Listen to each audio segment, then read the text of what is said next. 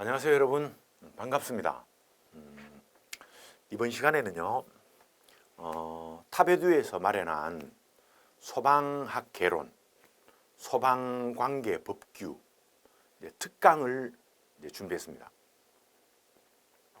특강이라는 것은 문자 그대로 스페셜한 시간이죠. 그러니까 이번 시간에는요 막 필기하고 이런 시간 아닙니다. 그냥 뚫어지게 저를 바라보면 됩니다. 제가 뭘 쓰면 그게 무슨 말이라고 여러분 머리에 막 돌려서 내시면 됩니다. 그게 특강입니다. 이것은 특강은 누구를 위해서 하느냐면 기본 이론 강의를 한번 듣고 온 사람, 그분들은 오십시오. 그리고 들어보는데 1번, 2번을 들었는데 좀 생소하다 이거 이러면 기본 강의 다시 가십시오. 근데 들어보니까 오우 이게 진짜 이게 금이다 이거 다이아몬드다 이거 진짜 꽂힌다 정리된다 이거 이러면 끝까지 한번 들어보십시오. 제가 이걸 준비하면서 이 회사에서 저한테 전화가 왔어요. 여기는 뭐 영상이니까 거짓말 못 하잖아, 그죠? 그러면서 문제를 조금 난이도를 올려주십시오.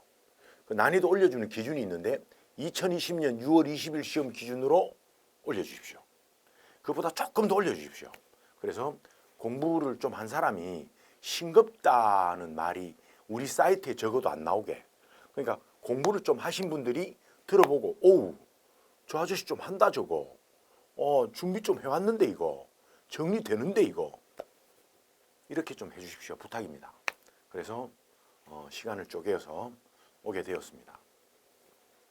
저도 혼신의 힘을 다해서 하겠습니다. 여러분 정말로. 여러분 저를 믿고 여러분 따라오는데 전제 조건이 있는데 전제 조건은 미리 문제를 풀어보고 그거 말고 그건 그대로 하시고요. 이건 들어보시고 아 좋다, 아 맞다 이렇게 좀 와닿았으면 좋겠습니다. 시작할까요? 출발합시다. 첫 번째,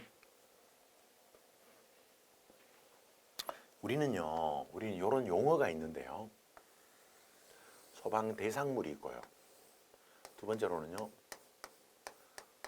특정 소방 대상물이고요. 그 다음에요.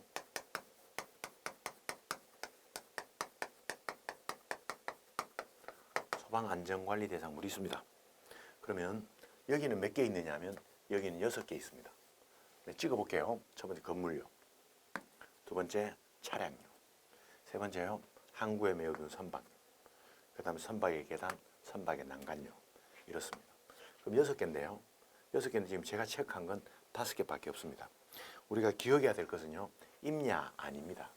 임야는 언제 나오는 이야기냐면은 화재 조사 및 보고 균형에 보면 여기는 임야는 화재 종류에 나옵니다. 우리는 임야가 아니고요. 우리는 뭐라고 써야 되냐면 산림이라고 써야 합니다. 매산자 수풀림자요. 다시 합니다. 산림입니다. 우리는 소방대상물은 하나, 둘, 셋, 넷, 다섯, 6개입니다. 오케이? 그러면 이건 뭐냐? 이건 화재의 종류에 나와요. 화재 유형이에요. 오케이? 자, 끝났습니다. 그러면 여러분, 우리의 대상은 이거 아닌가요? 여러분, 이런 말 없습니다. 소방 대상물이 없고요. 이건 소방의 목적이야, 목적. 우리는 이걸 통하여 공공의 안녕을 유지하고 질서를 유지하고 복리를 증진한다. 이건 목적이라고요. 오케이? 그 다음에요. 항구에 메어둔 선박인데 항구에 메어둔 선박은 이건 엄청 헷갈리는 건데요. 첫 번째 기본법에는 그냥 항구에 메어둔 선박입니다. 그런데요. 우리는 이 시행규칙에 보면 말입니다. 시행규칙에 뭐라고 나오냐면은 이제 119 종합상황실에 보고해야 되는 게 있는데 그 보고할 대상에 보면 뭐라고 나오냐면 대형화재, 중요화재, 특수화재 가운데 그중에 이렇게 나옵니다. 항구에 메어둔 선박인데 얼마요? 1,000톤 이상이에요. 1,000톤 이상인데 항구에 메어둔 선박이라고 나옵니다. 그 다음 다시 하나 더 합니다. 여기 보시면 화재 조사 및 보고 규정 있죠. 예. 화재 조사 및 보고 규정에는 항구에 메어둔 선박인데 이 선박은 어떤 선박이냐? 외국으로 나가는 선박입니다. 엄청 헷갈립니다. 이건 기본법이고요. 여기는 이렇고요. 여기는 이렇습니다. 그 다음에 그래서 우리는 해당하지 않는 것을 골라라. 이거 해당하지 않고요. 이거 해당하지 않고요. 요 두 개가 해당하지 않습니다. 이건 살림으로 고쳐야 되고 이건 아예 해당되지 않습니다. 답은요. 답은 디귿, 리을이 되는 것입니다. 요 이야기는요. 그때 가서 하겠습니다. 예. 여기까지 하면 이야기 너무 퍼지니까요. 예. 일단 여기까지가 된다 이런 말입니다. 자, 지나가겠습니다. 지나갑니다. 자, 이번에는요. 쭉쭉 지나가요. 쭉쭉 지나갑니다. 지나가. 자, 이번에는 뭐라느냐? 이번에 2번입니다. 이번에는 소방 업무에 관한 종합계획입니다. 이 계획을 줄여가지고요. 우리는 소방 업무 종합계획이라고 합니다. 나오네요. 줄여서 종합계획이라고 합니다. 그럼 잠깐 일단 우리는 요 계획에 대한 내용이 있는데 요 계획을 좀 하려고 합니다. 제일 먼저 기본법 6조입니다. 기본 6조에 뭐가 나오냐면요. 소방 업무요. 그리고 예, 계획이 나옵니다. 잘 들으셔야 됩니다. 계획은 두 가지가 나오는데 하나는 종합계획이 나옵니다. 하나는 세부계획이 나옵니다. 그러면 종합계획은 누가 작성하는가 보니까 종합계획은 청장이 작성합니다. 언제요? 5년마다요. 근데 5년마다 작성하지만 실제로는 언제 하느냐 이런 말입니다. 실제로는 청장이요. 매년 언제요? 매년 10월 말까지 작성합니다. 10월 말까지 작성하실 때 그 전에요. 관계장관과 협의를 끝내야 합니다. 뭐 몇 월까지는 없지만요. 협의를 끝내고 10월 말까지 작성해야 됩니다. 그 다음에 세부계획이 있는데요. 세부계획은 시도지사가 작성합니다. 언제까지 작성하는가 물어보니까 12월 말까지 작성해야 됩니다. 작성해가지고 누구한테 내야 된다고요? 청장에게 제출해야 됩니다. 끝이다. 오케이? 언제까지? 12월 말까지 제출해야 되는 것이다. 근데 여러분 이제 문제는 뭐냐면 여기에 기본계획, 종합계획에는 8가지가 들어갑니다. 종합계획은 8가지가 들어가요. 그 8가지에는 뭐가 들어가냐면 다 요 말이 들어가요. 소방 업무요. 이 8가지에는 뭐가 들어간다고요? 다 소방 업무란 말이 들어가는데 시험은 뭐가 나오느냐면 소방 업무가 들어가지 않는 게 3가지 나온다고요. 소방 업무란 말이 없는 게 3가지 나와. 없는 게 3가지 나오는 것이다 이런 말입니다. 없는 게 3개 나와. 없는 게. 그러면 없는 게 3개인데 없는 게 뭐냐 이런 말입니다. 없는 게 3가지가 뭘까요? 그럼요. 그것은 이런 것들이다 이런 말입니다. 첫 번째입니다. 첫 번째 소방 서비스의 질 향상. 첫 번째 나오죠. 두 번째요. 두 번째 소방 인력이 아니고요. 소방 전문 인력입니다. 소방 전문 인력의 양성입니다. 그 다음에요. 또요. 4번째 말입니다. 4번째 뭐라고요? 예, 이동이 어려운 사람. 이런 사람요. 장애인, 노인, 임산부, 영아, 유아 이런 사람요. 이런 사람은 좋지요. 그러니까 우리는 없는 게 요거 3개야. 없는 게 1번. 없는 게 2번에 인력이 아니라 전문 인력입니다. 그리고 4번입니다. 3번은 있잖아. 3번은 소방 업무 있잖아요. 틀린 걸 골라라. 답 몇 번이라고요? 틀린 건 소방 전문 인력입니다. 요게 빠졌다 이런 말입니다. 그래서 2번의 답은 몇 번이라고요? 2번의 답은 2번이 되는 것입니다. 잘 기억합니다. 2번의 답은 2번이다. 됐죠? 됐습니다. 종합계획. 그리고 또 무슨 계획요? 무슨 계획? 세부계획요. 종합계획 누가 짠다고요? 청장이요. 세부계획 누가 짜요? 시도지사가요. 시도지사가 짜서 언제까지 넘겨야 돼요? 12월 말까지요. 누구한테 넘겨요? 청장에게 넘기게 되는 것이다. 3번입니다. 3번에 뭐라고 되어 있는 거 보니까 소방용수시설입니다. 소방용수시설요. 그러면 소방용수시설이 있고요. 또 엄청 헷갈리는 게 있는데 이분법에는요. 이분법에는 소화용수설비라고 있습니다. 자, 한번 해볼까요? 첫 번째, 소방용수시설은 보는 것처럼 이거 맞죠?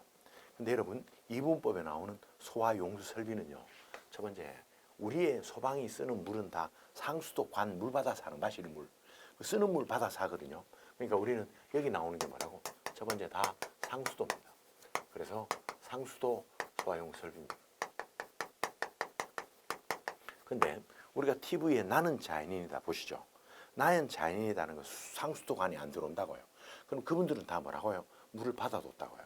그러니까 뭐라고요? 소화수조요. 저수조요. 기타요. 받아두었습니다. 수조요. 여기서는 이겁니다. 기억합니다. 여기서는 이거고요. 여기서는 이거다 이런 말입니다. 그럼 여러분 여기서 중요한 게 뭐냐? 시험은 요거 나와, 요거. 시험은 요거 나옵니다. 요거요. 제일 먼저 요 답 먼저 하고 하겠습니다. 이건 이런 것들은 누가 설치, 유지, 관리하는가? 답은 누가 한다고요? 답은 시도지사입니다. 그런데 이건 이렇게 끝나는 게 아니라 뒤에 문장이 또 나와요. 뭐라고 했냐면요. 뭐라고요? 예, 수도업자예요. 수도 사업자 있잖아요. 수도 공사업자. 그죠? 뭐라고요? 수도법 제45조입니다. 수도법 제45조의 상수도 공사거든요. 그죠? 이거 가지고 소화전 만드는 사람이 있다고요. 그 사람은요, 사전에 뭐라고요? 사전에 관할 소방서장에게요. 내가 하겠다는 이야기하고요.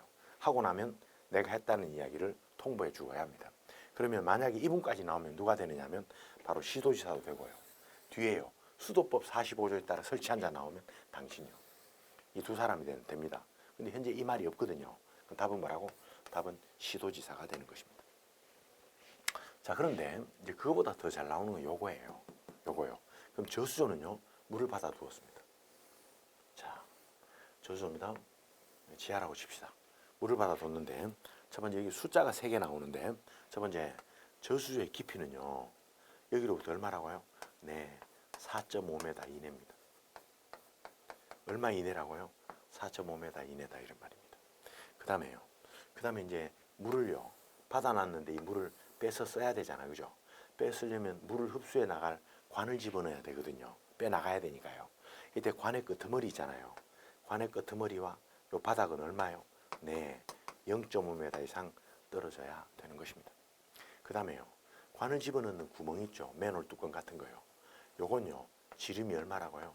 지름이 60cm 이상 돼야 됩니다. 그 다음에 요게 원형이 아니고요, 사각형입니까? 사각형이면 한 변의 길이가 얼마라고요? 60cm 이상 돼야 됩니다. 숫자 나온다 그랬죠? 숫자 3개 나옵니다. 그 다음에 하나 더 합니다.